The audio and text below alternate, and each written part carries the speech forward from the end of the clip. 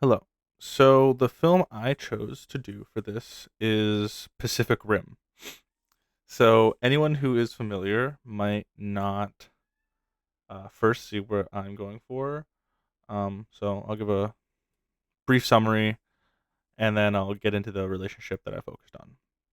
So for if you haven't seen the movie Pacific Rim, it's set in a world similar to ours, but the main difference is that there is kaiju monsters from another world attacking the planet.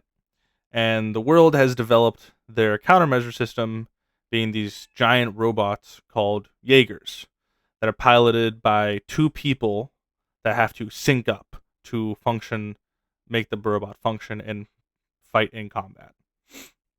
And the reason I chose this film is because one of the main storylines focuses on our POV character Rally learning to sync up with a new person after losing his brother, who was a original sync partner, and that person ends up being another character named Mako. Um, it, if I didn't say it already, I really like Pacific Rim, and so when seeing this assignment, this is one of the movies that came to mind first. Um, and I do think it's a really enjoyable film. And watching it again for the first time in a little bit, the special effects and the visuals hold up very well for being a movie that's 12 years old.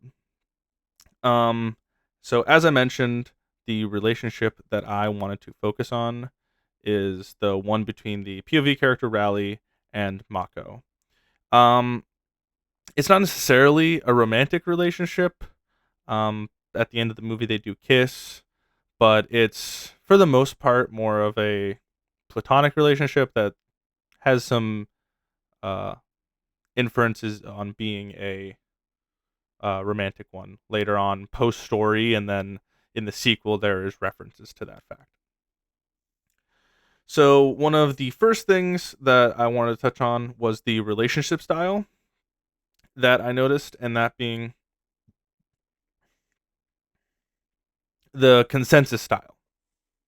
The consensus style means to resolve issues through negotiation and mutual agreement.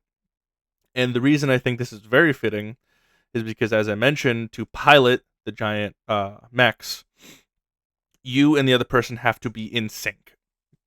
And they developed this technology called drifting, and your brains link up together to pilot the mech.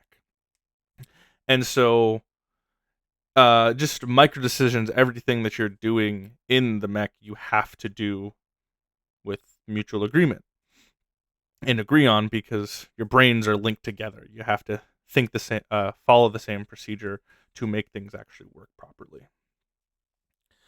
And so I think that that is a really pivotal point of the film and making everything function and the universe itself and how everything works. The next thing I'd want to talk about is turn taking. That being one person says something that triggers a thought or memory in the other person.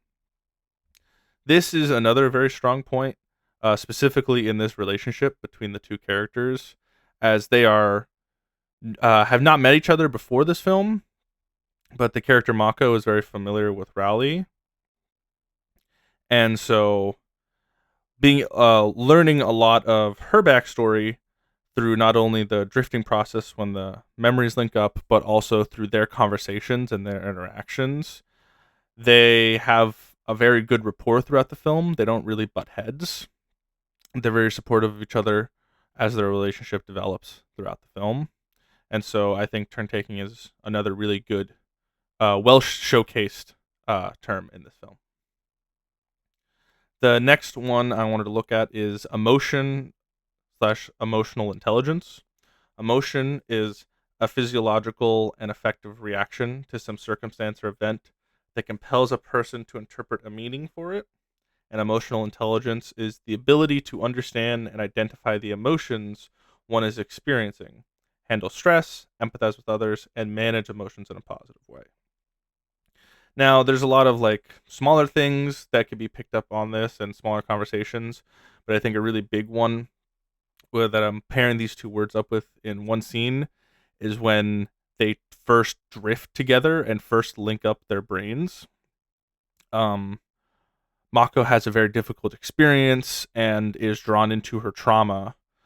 Um, and Riley has to be supportive of her. And so there's a big, strong emotion aspect to this, but also his emotional intelligence as a character, empathizing with her and understanding the situation that she's going with, being new to this, and him being more of a seasoned veteran in this experience. And lastly, I thought relational learning, which is insights and new ways of thinking that result from the people with whom we're in relationships. And this goes hand in hand, I think, with the earlier points of having to be kind of in sync. Rally is more of a not reckless, but more open. Specifically, like in combat, he doesn't follow more traditional styles, and this is even said directly that he is more loose with the way he fights and more adaptive to his surroundings. And this is something Mako critiques him on. But by the end of the film, in combat especially, she is adapting to that as well and being more loose and quote unquote reckless in combat with the ways that they engage in the combat throughout the film. So thank you for listening. And like I said, this was Pacific Rim.